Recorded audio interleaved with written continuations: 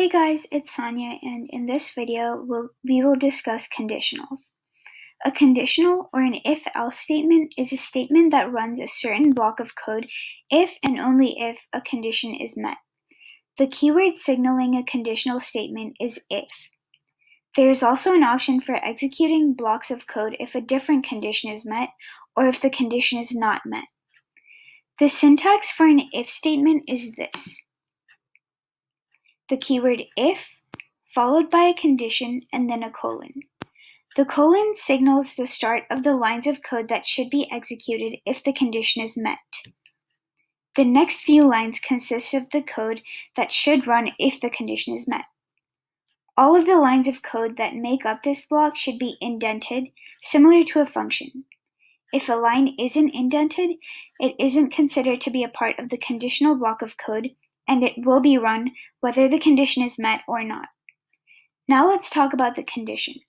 When I say condition, I mean anything that can evaluate to a Boolean, as in anything that is either true or false. If the condition evaluates to true, the indented block of code under the if statement will run. If the condition is false, the code will not run. For instance, I'll make a variable called check, and I'll assign it the Boolean value true. Next, I'll write an if statement. I'll say if check print check is true.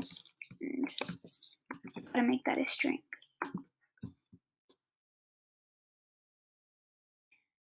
As you can see, the condition is simply the variable name. After this, I'll print stopped program.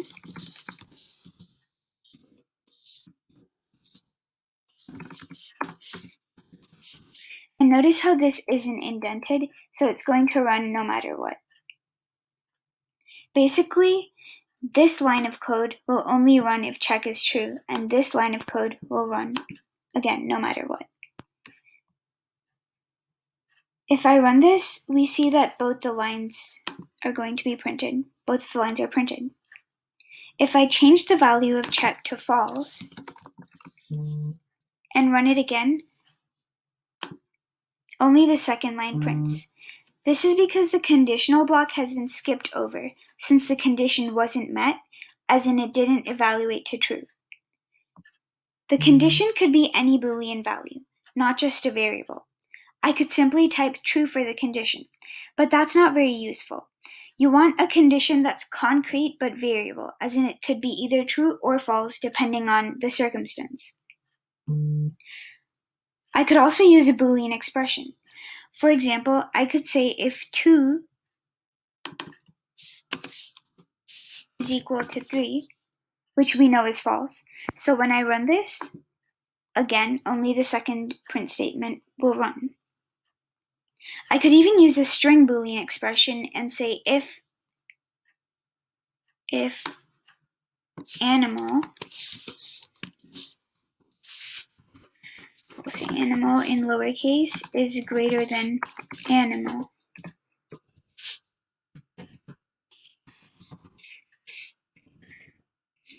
Animal in uppercase, which we know is true because lowercase letters are considered greater than uppercase ones. If I run this, both the lines print.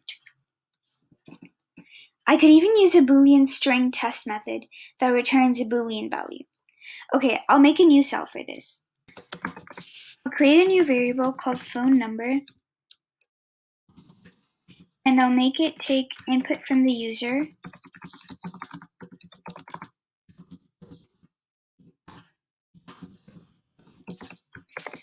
and I want to make sure it's only numbers, no other characters. So then I can write an if statement and say if the phone number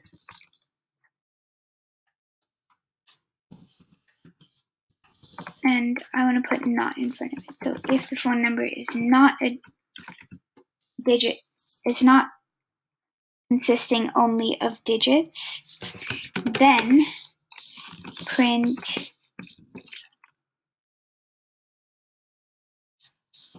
Please enter numbers only.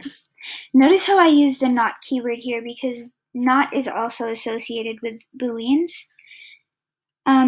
Now I'll run this and I'll enter a phone number with spaces. When I press enter, it shows me the message, please enter numbers only. If I run it again, and I enter a phone number without spaces, it doesn't show me any message because the phone number is only numbers. Moving on to else.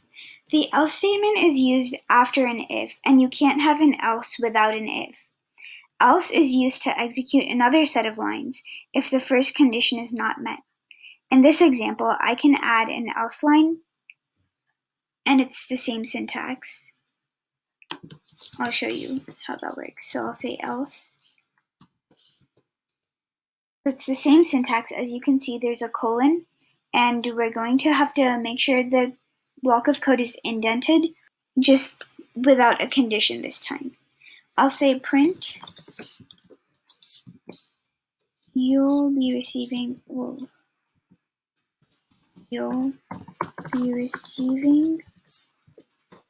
a text shortly. So if the first condition is not met, the else line will be executed. If the first condition is met, the else block will be skipped over. I'll run this again, and I'll type another phone number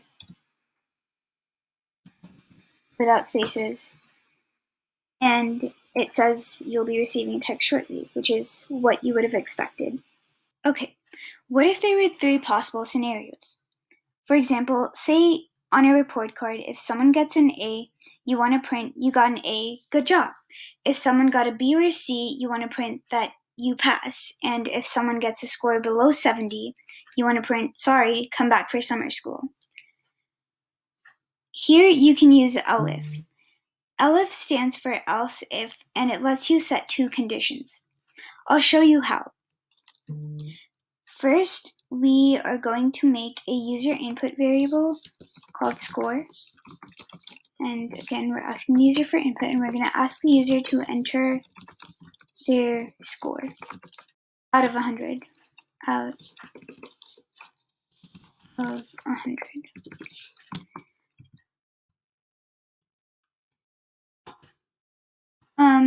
To start with the if statements, first I'll typecast score to integer. So grade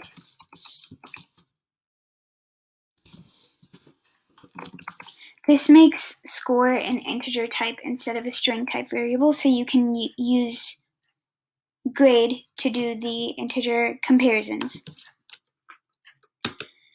Now we'll make an if statement. I'll type if grade is greater than or equal to 90, then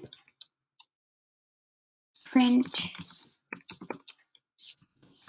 congrats, you passed, or you got an A. Then I'll say, not indented, elif grade is greater than or equal to 70, and I forgot the colon, so notice that if I forget the colon, it doesn't automatically indent, but if I have the colon, it does automatically indent. So that's a really good way to figure out if you're missing something, because Python does give you clues. Anyway, so here I'm going to print you passed.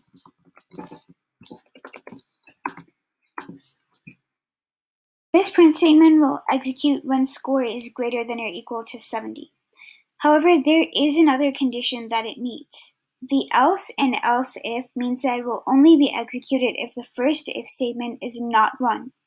If the if statement, as in this statement, is executed, as in if the score is greater than 90, or greater than or equal to 90, then the elif statement will be skipped over, just like the else statement. After the elif statement, again, make sure it's not indented, you have an else statement. And again, we don't have a condition. But we know that here, if the score is neither greater than 90 nor greater than or equal to 70, the only option is that the student has failed. So we can say else print you failed.